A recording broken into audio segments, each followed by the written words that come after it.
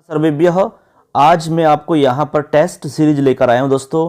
आज से मैं आपको यहाँ पर सेकंड ग्रेड और जो रीट के हमारे विद्यार्थी हैं, संस्कृत विषय यदि आपके पास है तो आपके लिए ये सीरीज बहुत ही कमाल की होने वाली है, क्योंकि इसमें मैं टॉपिक वाइज आपको सॉल्व करवाऊंगा। आपका जो पेपर है वो बहुत नज़दीक है, तो उससे पहले यदि आप टेस्ट सीरीज देखते हैं, उसके प्रश्नों को समझते हैं, तो आपको बहुत फ़ायदा होगा। जब भी आपके पास समय रहता है आप उस समय चला करके देख सकते हो, चाहे आप खाना बना रहे हो, नहा रहे हो, खाना खा रहे हो, ऐसे समय पर आप ये सीरीज देखें, जिससे कि आपको याद भी हो जाएगा और अच्छे से समझ में भी आ जाएगा। हर टॉपिक्स में बताऊंगा कि भाई यहाँ से कैसे प्रश्न बन सकते हैं, और पहले जो एग्जाम में पूछे गए सवाल हैं उनको भी मैं इसमें शामिल करता हूं। तो चलिए दोस्तों, आज की हमारी सीरीज है सीरीज नंबर 1।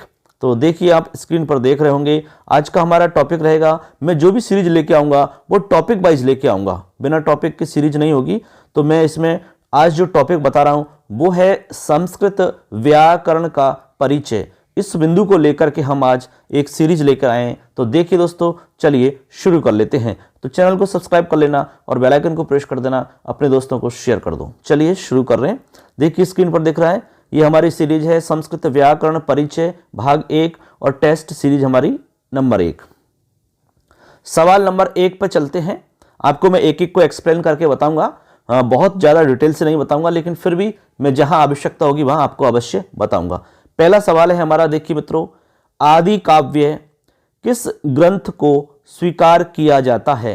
अब मैंने हिंदी में इसलिए बनाया है क्योंकि बहुत सारे हमारे विद्यार्थी हैं जो डायरेक्ट संस्कृत में थोड़ा सा उनको दिक्कत आती है, लेकिन यदि आपको ये याद होगा तो आप संस्कृत में समझ जाओगे, ऐसी कोई दिक्कत नहीं आती है। ठीक है ना। तो आदि काव्य किस ग्रंथ को स्वीकार किया जाता है? ऑप्शन है महाभारत, रामायणम, ईशोपनिषदम, ऋग्वेदम। तो बताइए इसका आंसर क्या होगा। आप खुद भी अपना आंसर सोचिए और लास्ट में स्कोर भी आप बता सकते हैं कि भाई हमारा इतना स्कोर रहा, और आप खुद अपने आप का मूल्यांकन कर सकते हो कि हम इतना सही कर पा रहे हैं।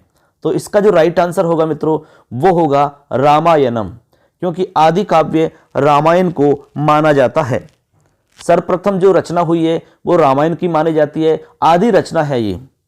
ठीक है, इसीलिए इसको हम क्या कहते हैं, आदि काव्य कहते हैं रामायण को। ऐसा हमारा ये नंबर 2 आंसर सवाल है हमारा, आदि कवि है। एकदम सिंपल सवाल है, लगातार मैं एक दूसरे सवाल को जोड़ते हुए आगे बढ़ रहा हूं। तो हमारा पहला सवाल था, आदि काव्य किसे कहते हैं? रामायण को कहते हैं। आदि कवि किसे कहते हैं? तो सिंपल सी बात है, देखिए ऑप्शन है वाल्मीकि, व्यास, कालिदास, पाणिनि। तो जब रामायण हमारा आदि काव्य है तो रामायण की रचना करने वाले हमारे कौन है? भाई वाल्मीकि जी हैं। तो यहां पर आदि कवि वाल्मीकि जी को मानेंगे। तो आंसर हो जाएगा हमारा ए, वाल्मीकि। ठीक, सिंपल है। आगे चलो, अगला सवाल। चलिए मित्रों, अगला हमारा सवाल है, देखिए बहुत ही बढ़िया सवाल है। मंत्रों का संकलन कहलाता है, यानी जो मंत्र होते हैं हमारा, उन मंत्रों का जो संकलन होता है उसे हम क्या कहते हैं? बहुत ही बढ़िया प्रश्न है। इसमें ऑप्शन में है ऋचा, वेदः, स्तुति, संहिता। तो इसका राइट आंसर बताना है, फटाफट सोच लीजिए राइट आंसर क्या होगा। तो चलिए इसका आंसर हम बता देते हैं। इसका आंसर है मित्रों संहिता। संहिता यानी जो हमारे मंत्र होते हैं उन मंत्रों का जो संकलन होता है उसे हम संहिता कहते हैं। संधि का पर्यायवाची भी है संहिता। ठीक है, परः सन्निकर्षः संहिता, ये भी आपने सुना होगा। तो चलिए ये हमारा आंसर हो जाता है। आगे है हमारा सवाल 4 नंबर पे, वेद का मुख्य रूपेण विभाजन होता है। जो हमारा वेद होता है उसका मुख्य रूप से विभाजन कितने प्रकार से किया जाता है, ये हमारा सवाल है। तो बताइए, वेद का मुख्य रूप से विभाजन मंत्र भाग के रूप में, व्याख्या भाग के रूप में, या फिर ए और वे दोनों के रूप में, या फिर उपनिषद के रूप में, बताइए। तो इसका जो आंसर है दोस्तों वो हो जाएगा आपका 3, यानी कि से। ए और बे आंसर एकदम करेक्ट है।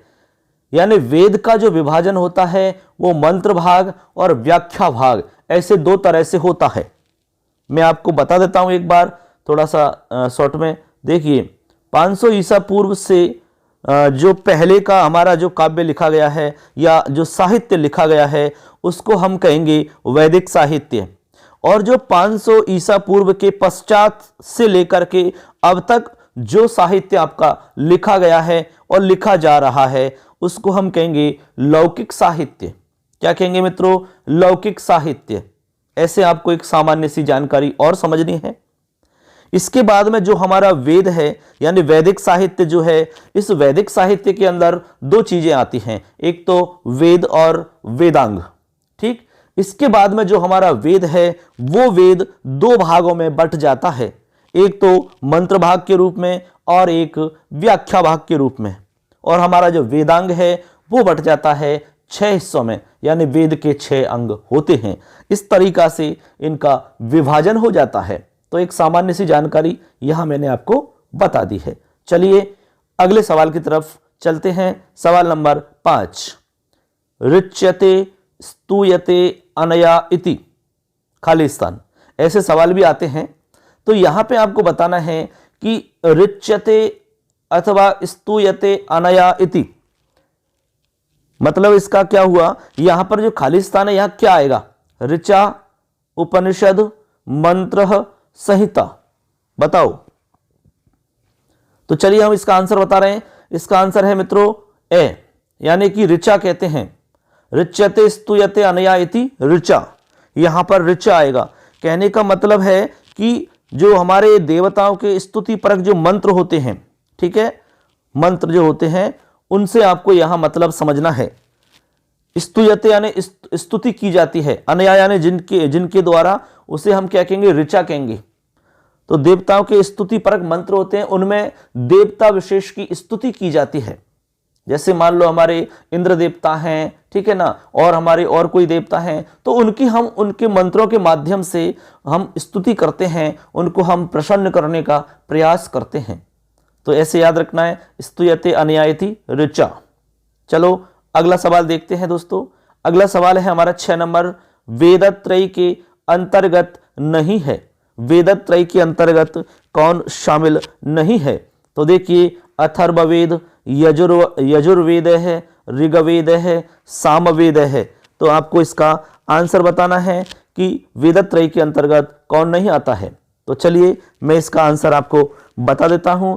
अथर्ववेद जो है ये वेदत्रयी के अंतर्गत नहीं आता, क्योंकि इसको बाद में जोड़ा गया है। हमारे जो 3 वेद हैं वो ही वेदत्रयी के अंतर्गत माने जाते हैं, जिसमें ऋग्वेद, यजुर्वेद और सामवेद हैं। इन्हीं को वेदत्रयी के अंतर्गत माना जाता है, अथर्ववेद को नहीं माना जाता। ऐसा सवाल आता है तो आपको बिल्कुल अच्छे से समझ के ही जवाब देना होगा। अगला सवाल है 7 नंबर, कर्मकांड परक व्याख्या किस वेद व्याख्या भाग में मिलती है? बहुत ही बढ़िया प्रश्न है आपका। सवाल यह है कि जो कर्मकांड परक व्याख्या होती है वो कौन से वेद की व्याख्या भाग में आपको प्राप्त होती है? ऑप्शन है ब्राह्मण ग्रंथ में, आरण्यक ग्रंथ में, उपनिषद ग्रंथे या फिर शिक्षा ग्रंथे। कौन से ग्रंथ में आपको मिलती है? तो बताइए दोस्तों इसका क्या आंसर होगा। तो चलिए आपने सोच लिया होगा, मैं इसका आंसर बता रहा हूं। इसका आंसर है ब्राह्मण ग्रंथ, यानी जो ब्राह्मण ग्रंथ है हमारा उसके अंतर्गत आपको मिलती है कर्म कांड परख व्याख्या। मैं आपको बता देता हूं दोस्तों, अभी मैंने आपको कहा कि जो वेद है हमारा, उस वेद को हम 2 भागों में विभक्त करते हैं, एक तो मंत्र भाग, दूसरा व्याख्या भाग। मंत्र भाग में आपको अभी हमने 1-2 सवाल बताए, संहिता है, ऋचा है, और जो हमारे वेद हैं 4 वेद हैं वो इसी में आ जाएंगे सारे के सारे। और व्याख्या भाग के अंदर आपको पता है कि हम डायरेक्ट वेदों को समझ नहीं सकते, बहुत कठिन और क्लिष्ट होते हैं, इसलिए तो उनकी व्याख्या की जाती है जिससे कि आमजन या कोई व्यक्ति समझने का प्रयास करे तो वह समझ सकता है, इसलिए व्याख्या ग्रंथ बनाए गए हैं। तो व्याख्या ग्रंथ में आपसे ये सवाल पूछा है हमने, तो जो ब्राह्मण ग्रंथ है हमारा, ठीक है, उस ब्राह्मण ग्रंथ में कर्मकांड परख व्याख्या प्राप्त होती है, और यही हमारा प्रश्न है। ऐसे आपको समझना है, अलग अलग है। आगे चलिए, अगला सवाल है हमारा 8 नंबर, वेदांत किसे कहते हैं? यह बहुत ही सुंदर सवाल है। ऐसा सवाल एग्जाम में पूछा गया है, 2nd ग्रेड में भी पूछा गया है, रीट में भी ऐसा सवाल आया है, और इसके अलावा 1st ग्रेड तक भी यह सवाल पूछा गया है। तो देखिए ऑप्शन है उपनिषद, अथर्ववेद, निरुक्त, शिक्षा ग्रंथ। इसका आंसर आपको बताना है, क्या आंसर है? सोच लिया? चलो मैं आंसर बता रहा हूं, ए आंसर है, यानी कि उपनिषद इसका आंसर है। वेदांत हम उपनिषद को कहते हैं। किसको कहते हैं भाई? उपनिषद को कहते हैं। क्यों कहते हैं बताइए?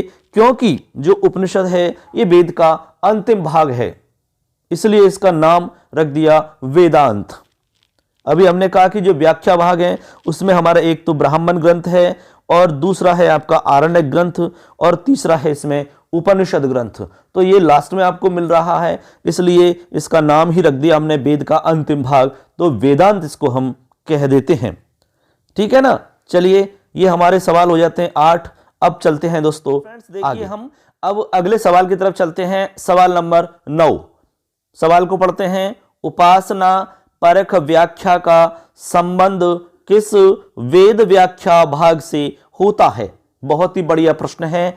ऑप्शन है उपनिषद से, या ब्राह्मण ग्रंथ से, या आरण्यक ग्रंथ से, या फिर वेदांत से।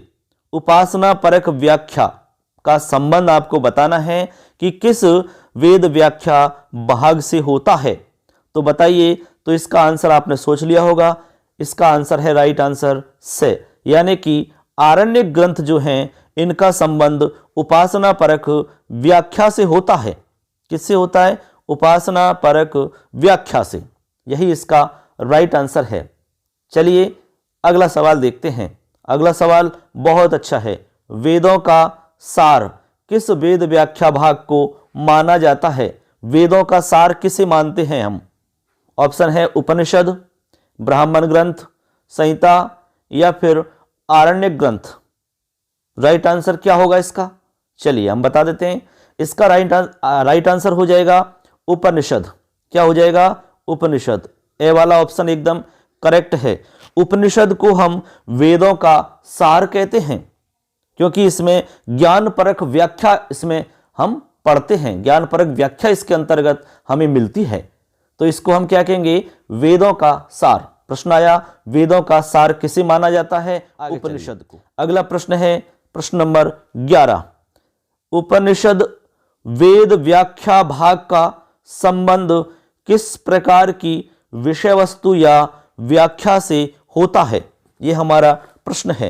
तो चलिए इसके ऑप्शन देखते हैं। ऑप्शन है कर्मकांड परक व्याख्या से, ज्ञान परक व्याख्या से, उपासना परक व्याख्या से, या फिर धर्म परक व्याख्या से। तो इसका राइट आंसर बताना है। सोच लिया? तो इसका जो राइट आंसर है वो हो जाएगा बे। ज्ञान परक व्याख्या से संबंध है उपनिषद का। उपनिषद वेद व्याख्या भाग का जो संबंध है वो ज्ञान परक व्याख्या से है। इससे पहले भी मैंने आपको बताया था ज्ञान परक व्याख्या इसके अंतर्गत मिलती है। आगे देखो, अगला सवाल बहुत ही आसान है। बहुत बार आसान सवाल हमसे गलत हो जाते हैं, इसलिए मित्रों मैं आपसे एक सलाह के रूप में कहना चाहूंगा, पेपर के अंदर जो सरल सवाल आए उसको आप बहुत ही अच्छे से पढ़ना, उसको 2-3 बार जरूर पढ़ना, क्योंकि बहुत बार जो सरल सवाल दिखता है वो किसी न किसी रूप में घुमा दिया जाता है और फिर वो आपसे पूछ लिया जाता है। इसलिए उसको समझ करके अच्छे से पढ़ना कि वो पूछ क्या रहा है। कई बार क्या होता है कि पूछना होता है उसको कि कौन सा नहीं है, और उसको हम पढ़ लेते हैं कि कौन सा है। अब इसमें ही बहुत बड़ा अंतर हो जाता है, और उसमें आपको आंसर पहले नंबर पे दिख जाता है वाला, और वही आप कर देते हो। बाद में पता लगता है तो कि नहीं पूछ रहा है, तो आंसर पूरा बदल गया, आपका गलत हो गया, पूरा मूड खराब हो जाता है। इसलिए ध्यान से पढ़ना है, समझना है, उसके बाद ही आपको आंसर देना होगा। अब देखो वेदांग कितने हैं, एकदम सरल सवाल है। सप्त षट पंच अष्ट, सिंपल है। वेदांग हमारे 6 होते हैं। कितने? 6।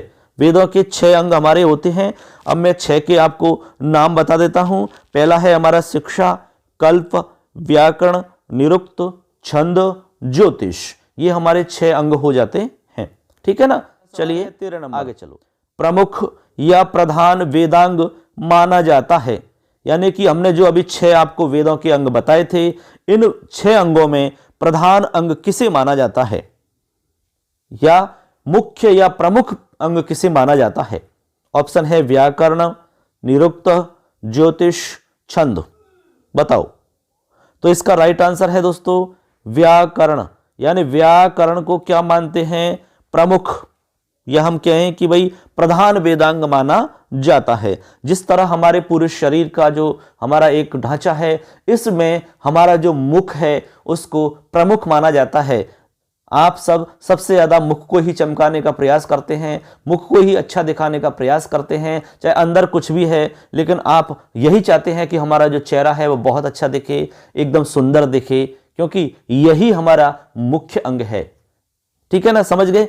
इसी तरह जो वेदांग हैं उनमें व्याकरण को वेदांग जो माना है वो प्रमुख माना है, मुख्य माना है, इस तरह से। ठीक है ना, ऐसे। चलो आगे। आगे है व्याकरण वेदांग को किस रूप में कल्पित किया गया है। जो हमारा व्याकरण वेदांग है उसको किस रूप में कल्पित किया गया है ये हमें बताना है। तो बताइए भाई, इसमें ऑप्शन देखिए। ऑप्शन है हमारे घ्राणम, श्रोत्रम, मुखम, चक्षुः। वेदांग जो व्याकरण वेदांग है ना, उसको किस रूप में कल्पना की गई है। जो हमारा वेद पुरुष हमने माना है एक कल्पना करके, उसके जो अंग हैं उनसे हमने जो वेदांग हमारे 6 हैं उनसे कल्पना की है, एक एक अंग के साथ। ठीक है, तो जैसे व्याकरण है तो व्याकरण की किसके साथ की है, ऐसे। तो आंसर हो जाएगा इसका मुखम।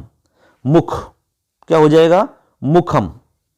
ठीक है, इसके लिए एक श्लोक भी आता है, आपने पढ़ा होगा। तो छंद पादौ तु वेदस्य हस्तौ कल्पोत्पच्छते ज्योतिषामयनं चक्षुर निरुक्तम श्रोत्रमुच्यते शिक्षा घ्राणम तु वेदस्य मुखम व्याकरणम स्मृतम तस्मात् सांगमदित्यैव ब्रह्मलोके महीयते। इस तरह तो इसमें 6 के बारे में बताया पूरा का पूरा। मैं आपको यहाँ पर बता देता हूँ एक बार कि भाई ये 6 हमारे अंग हैं वेदांग, उनमें किसको किसके साथ में जोड़ा गया है, ऐसे। तो देखो एक बार मैं बता ही देता हूँ आपको। सबसे पहला हमारा है जैसे शिक्षा। ठीक है, शिक्षा इसका संबंध है घ्राणम से। शिक्षा को घ्राण यानी कि हमारा नाक होता है, नाक माना है, कल्पना की है नाक के रूप में। इसके बाद में कल्प है, तो कल्प की कल्पना की है, कल्प को हाथ, हस्तौ यानी हाथ के रूप में। व्याकरण को मुख माना है, क्या माना है, मुख। निरुक्त को श्रोत्र, श्रोत्र का मतलब कान माना है, क्या माना है, कान। और छंद को पादौ यानी पैर माना है। ठीक, और 6 लास्ट है हमारा ज्योतिष, ज्योतिष को चक्षु माना है। क्लियर, ऐसे। आगे चलो, 15 नंबर का सवाल है शिक्षा वेदांग को किस रूप में कल्पित किया गया है। शिक्षा वेदांग को अभी अभी मैंने आपको 6 को ही बता दिया है। तो घ्राणम, पादौ, श्रोत्रम, हस्तौ। तो इसका जो राइट आंसर है वो क्या होगा बताइए। हम पूछ रहे हैं शिक्षा वेदांग को, तो शिक्षा को हमने कहा शिक्षा घ्राणम तु वेदस्य। तो शिक्षा घ्राणम, तो शिक्षा के लिए हो जाएगा राइट आंसर घ्राणम। और घ्राण का मतलब क्या होता है बच्चों, घ्राण का मतलब होता है आपके नाक, यानी शिक्षा को नाक माना गया, नाक, नाक के साथ में उसको कल्पित किया गया है, ऐसे आपको मानना है। ठीक है ना, तो ये हमारे 15 प्रश्न हो जाते हैं। अब चलते हैं आगे। चलिए मित्रों, अगला हमारा सवाल है, देखिए स्क्रीन पर दिख रहा होगा, क्वेश्चन नंबर 16। प्रश्न को पढ़ते हैं। कल्पित अंग श्रोत्रम किस वेदांग से संबंधित है। आपको बताना है श्रोत्रम का संबंध किससे है, शिक्षा से, व्याकरण, निरुक्त, कल्प। बताओ किसके साथ में इसका संबंध है। तो चलिए इसका राइट आंसर है निरुक्तम। निरुक्त किसका है, निरुक्त। हमने आपको अभी 6 के 6 बताए थे, तो उसमें निरुक्त को श्रोत्रम यानी कि कान के साथ में हमने बताया था। और जो श्लोक बताया था उसमें भी है ज्योतिषामयनम चक्षुर निरुक्तम श्रोत्रम उच्यते। निरुक्तम श्रोत्रम उच्यते सवाल है, देखिए ऐसे इनका। सवाल नंबर 17 है। सवाल को पढ़ते हैं। संसार के समस्त ज्ञान का आदि मूल किसे कहते हैं। बहुत ही सुंदर प्रश्न है आपका। ऑप्शन है वेद को, व्याकरण को, ज्योतिष को और महाभारत को। बताइए संसार का जितना भी ज्ञान है उसका आदि मूल, ठीक है, मेन आधार। तो ऑप्शन आपका सही हो जाएगा ए, यानी कि ए नंबर का ऑप्शन आपका एकदम करेक्ट है। संसार के समस्त ज्ञान का आदि मूल जो है वो हम वेद को मानते हैं। ठीक है ना, सारा ज्ञान इसी में छुपा हुआ है। चलिए अगला सवाल देखते हैं। सवाल है हमारा, देखिए संस्कृत व्याकरण शास्त्र का आदि मूल किसे माना जाता है। संस्कृत व्याकरण शास्त्र का आदि मूल किसे मानते हैं। बताओ महाभारत को, वेद को, या पाणिनि को, या फिर अष्टाध्यायी को? बहुत बढ़िया सवाल है आपका ये। तो संस्कृत व्याकरण का जो आदि मूल मानते हैं वो मानते हैं फ्रेंड्स वेद को। आपको हमने कहा कि संसार का जितना भी ज्ञान है उसका जो आदि मूल है वो हमारा वेद ही है। तो व्याकरण तो उसी ज्ञान के अंदर ही तो है, संसार के समस्त ज्ञान से बाहर तो नहीं है ना व्याकरण, इसलिए आदि मूल तो हमारा वेद ही माना जाएगा। ठीक है ना। ऐसे आगे चलो। 19 नंबर, प्रातिसाख्य किसे कहा गया है? प्रातिसाख्य, बहुत जगह आपने देखा होगा प्रातिसाख्य लिखा हुआ, तो आखिर है क्या ये? छंद शास्त्र को कहते हैं, लौकिक व्याकरण को कहते हैं, या ज्योतिष शास्त्र को कहा जाता है, या फिर वैदिक व्याकरण को कहा जाता है? बताओ किसको कहते हैं प्रातिसाख्य? तो इसका राइट आंसर है फ्रेंड्स, इसको हम कहेंगे वैदिक व्याकरण को, यानी जो वैदिक व्याकरण है उसको हम प्रातिसाख्य कहते हैं। क्या कहते हैं? प्रातिसाख्य। वैदिक व्याकरण को प्रातिसाख्य कहा गया है, जिनके अंदर प्राचीनतम ऋक प्रातिसाख्य माना गया है। यदि प्राचीन रख सकते हैं।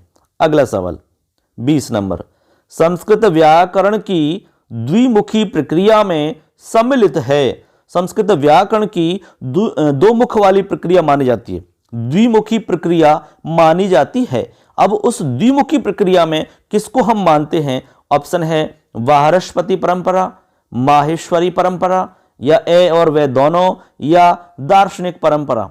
तो राइट आंसर हो जाएगा इसका ए और वे, यानी कि से ऑप्शन हमारा एकदम करेक्ट हो जाएगा।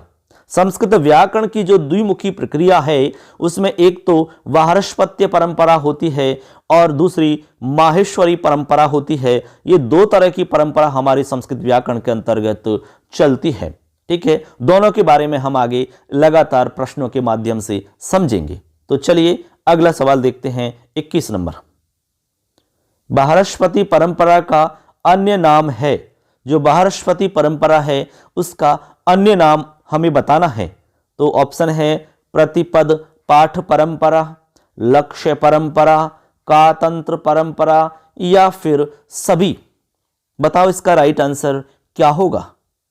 तो इसका राइट आंसर है फ्रेंड्स दे, यानी कि सारे ही ऑप्शन एकदम सही हैं। वार्ष्पति परंपरा को हम प्रतिपद पाठ परंपरा भी कहते हैं, लक्ष्य परंपरा भी कहते हैं, और कातंत्र परंपरा भी कहते हैं। कातंत्र से मतलब यहां पर आपको कठिन से समझना है, कुत्सिता ऐसा आपको समझना है। ये कठिन मानी जाती है, इसलिए इसको हम कातंत्र भी कहते हैं। इसके अलावा आपको बता दिया, जैसे पद या शब्द परंपरा भी इसको हम कह सकते हैं, दीर्घकालिक परंपरा भी इसको हम कह सकते हैं, क्लिष्ट परंपरा भी इसको हम कह सकते हैं। किसको? वार्ष्पति परंपरा को। ठीक है ना। आगे चलो।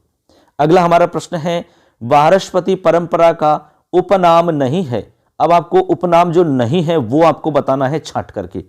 तो पहले तो बता रहा हूं ऑप्शन, दीर्घकालिक परंपरा, लक्षण परंपरा, क्लिष्ट परंपरा, शब्द या पद परंपरा। इनमें से आपको यह बताना है कि कौन सा इसमें उपनाम नहीं है इसका, बताइए। तो इसका राइट आंसर हो जाएगा भाई, बताओ इसमें क्या है, फटाफट सोचिए। क्वेश्चन नंबर 22 की हम बात कर रहे हैं, तो इसका राइट आंसर है लक्षण परंपरा, यानी कि बे ऑप्शन आपका करेक्ट है। लक्षण परंपरा जो है ये वार्ष्पति परंपरा का उपनाम नहीं है। क्यों नहीं है? क्योंकि ये माहेश्वरी परंपरा का उपनाम है। किसका है ये? माहेश्वरी परंपरा को हम लक्षण परंपरा कहते हैं, जबकि वार्ष्पति परंपरा को हम लक्ष्य परंपरा कहते हैं। लक्ष्य, दोनों में थोड़ा सा डिफरेंस है, इसलिए ऐसी जगह पे आप बिल्कुल सावधानी से पेपर को सॉल्व करें। लक्ष्य और लक्षण में थोड़ा सा डिफरेंस होने पर आपका आंसर गलत हो जाएगा। ऐसे अगला सवाल है, वार्ष्पति परंपरा के अनुसार व्याकरण के सर्वप्रथम प्रवर्तक या प्रवक्ता किसे माना गया है? बताइए किसे मानते हैं हम? वार्ष्पति परंपरा के अनुसार व्याकरण के सर्वप्रथम प्रवर्तक या प्रवक्ता किसे माना जाता है? तो चलिए इसके ऑप्शन देखते हैं। आगे इसके ऑप्शन दिए गए हैं, उनमें से हम आंसर ढूंढेंगे। देखिए फ्रेंड्स, अभी जो हमारा प्रश्न था उसका हमारा ये ऑप्शन देखिए यहाँ पर आप, वार्ष्पति परंपरा के अनुसार व्याकरण के सर्वप्रथम प्रवक्ता या जो प्रवर्तक हैं, ठीक है, वो कौन है? तो ऑप्शन है इंद्र, शिव, ब्रह्मा, भरद्वाज। राइट आंसर आपको बताना है कि इनमें से कौन हमारा सही आंसर है। फटाफट आप लोग आंसर सोचें अपना अपना, क्योंकि जब भी तो पता लगेगा आपको कि भाई हम कितना सही कर पा रहे हैं, इसलिए खुद का मूल्यांकन करना है तो आप ये जरूर देखें। ठीक है, तो इसका राइट आंसर बता देता हूं। इसका राइट आंसर है ब्रह्मा। क्या है? ब्रह्मा। ब्रह्मा जी को इसमें मेन माना जाता है, प्रमुख प्रवक्ता माना जाता है। वारस्पति परंपरा के अनुसार व्याकरण के सर्वप्रथम प्रवर्तक या प्रवक्ता ब्रह्मा जी को माना जाता है। ऐसे आपको समझना है। ठीक है ना। ये आगे चलो, आगे है वारस्पति परंपरा के अनुसार आदि या प्रथम वैयाकरण किसे कहा गया है? वैयाकरण का मतलब होता है जो व्याकरण को जानने वाला या समझने वाला या लिखने वाला होता है। ठीक है, ऑप्शन है पतंजलि को, पाणिनि को, भारद्वाज को या फिर इंद्र को। किसको मानते हैं बताइए भैया। वारस्पति परंपरा के अनुसार आदि या प्रथम वैयाकरण माना जाता है इंद्र को, तो ऑप्शन हमारा द एकदम सही हो जाता है, इंद्र को माना जाता है। ऐसे प्रश्न एग्जाम में जरूर पूछे जा सकते हैं। ठीक है ना। ऐसे तो आपको समझ में आना चाहिए कि व्याकरण के प्रथम या आदि प्रवर्तक वैसे तो ब्रह्मा जी थे, लेकिन ब्रह्मा ने जो संपूर्ण व्याकरण का जो ज्ञान दिया था वो किसको दिया था? बृहस्पति को, और बृहस्पति ने इंद्र को दिया था। ठीक है, लेकिन यहां पर आपने देखा कि इनमें नाम नहीं है, ब्रह्मा जी का नाम भी नहीं है। ठीक है ना। ऐसे इसलिए हम ब्रह्मा जी को भी नहीं लगा सकते ऑप्शन में। तो हमारे सामने यहाँ इंद्र हैं, तो इंद्र ही हमारा राइट आंसर होगा। पतंजलि, पाणिनि, भरद्वाज इनमें से कोई भी सही नहीं है, इसलिए राइट आंसर हमारा इंद्र होगा। ठीक है ना। आगे चलो, आगे है संस्कृत व्याकरण की आदिमा या आद्या परंपरा किसे कहा गया है? ऑप्शन है माहेश्वरी परंपरा, वैदिक परंपरा, लौकिक परंपरा या फिर वारस्पति परंपरा। किसको कहा जाता है बताइए। तो इसका आंसर बताओ फटाफट। क्वेश्चन नंबर 25 की हम बात कर रहे हैं, तो इसका राइट आंसर है वारस्पति परंपरा। वारस्पति परंपरा इसको क्या कहते हैं? व्याकरण की आदिमा या आद्य परंपरा इसे कहा जाता है। ऐसे आपको ध्यान रखना है, ये सारी बातें बहुत ही मोस्ट हैं। आगे चलो, आगे है महाभाष्य के अनुसार वारस्पति परंपरा में पहले अध्येता किसे माना जाता है? अध्येता अध्ययन करने वाला, समझने वाला, पढ़ने वाला। इंद्र को, बृहस्पति को, ब्रह्मा को या फिर अग्नि को। बताओ 26 नंबर आंसर इसमें क्वेश्चन में क्या आंसर होगा? तो वारस्पति परंपरा में पहले अध्येता माना जाता है फ्रेंड्स इंद्र को। किसको माना जाता है? इंद्र को। ऑप्शन नंबर ए हमारा एकदम सही है, इंद्र को माना जाता है पहला अध्येता। ऐसे आपको समझना है। ठीक है ना। यहां पर प्रथम वैयाकरण इंद्र को ही कहा गया है। चलो आगे देखो, महाभाष्य में उल्लेखानुसार वारस्पति परंपरा में पहले प्रवक्ता किसे कहा गया है? प्रवक्ता ब्रह्मा, बृहस्पति, इंद्र या शिव। बताइए पहले प्रवक्ता किसे कहा गया है? तो राइट आंसर है बृहस्पति, यानी बृहस्पति जी को पहले प्रवक्ता कहा गया है। ठीक है, क्योंकि मैंने आपको पहले ही बता दिया कि व्याकरण के प्रथम या आदि प्रवर्तक ब्रह्मा जी हैं, और ब्रह्मा जी ने संपूर्ण व्याकरण का जो ज्ञान दिया वो बृहस्पति को दिया। किसको दिया? बृहस्पति को। फिर जो बृहस्पति जी है ना, उन्होंने इंद्र को दिया, और इंद्र ने भरद्वाज को दिया, और भरद्वाज ने अन्य ऋषियों को दिया है, और ऋषियों ने ब्राह्मणों को प्रदान किया है। इस तरह से ये परंपरा आगे से आगे चलती रही है। तो यहां पर हम पूछ रहे हैं कि महाभाष्य के अनुसार वारस्पति परंपरा में पहले जो प्रवक्ता हैं वो बृहस्पति को ही मानते हैं, तो राइट आंसर हमारा वह हो जाता है। आगे चलिए, अगला सवाल है, दुनिया का पहला सविभाग व्याकरण माना जाता है। संस्कृत व्याकरण की हम बात कर रहे हैं। सविभाग का मतलब जिसमें अच्छे से विभाग के अनुसार डिवाइडेशन कर रखा है, अलग अलग टॉपिक वाइज उसमें डिवाइडेशन कर रखा है, बिल्कुल सिस्टमेटिक तरीका से जो बनाया गया व्याकरण है वो किसे मानते हैं? ऐन्द्र व्याकरण को, पाणिनि व्याकरण को, पतंजलि व्याकरण को या फिर इनमें से कोई नहीं। बताना है आंसर क्या होगा, बताइए भाई। ये हमारा क्वेश्चन नंबर 28 नंबर का क्वेश्चन है। दुनिया का पहला सविभाग व्याकरण किसे माना जाता है? तो राइट आंसर हम बता देते हैं फ्रेंड्स, आपने भी सोच लिया होगा। इसका राइट आंसर है 1 नंबर, यानी कि ऐन्द्र व्याकरण जो है ये दुनिया का पहला सविभाग व्याकरण माना जाता है। ठीक है, ऐसे आपको ध्यान रखना होगा। चलिए अगला सवाल देखते हैं फ्रेंड्स। अगला सवाल है हमारा 29 नंबर, ऐन्द्र व्याकरण।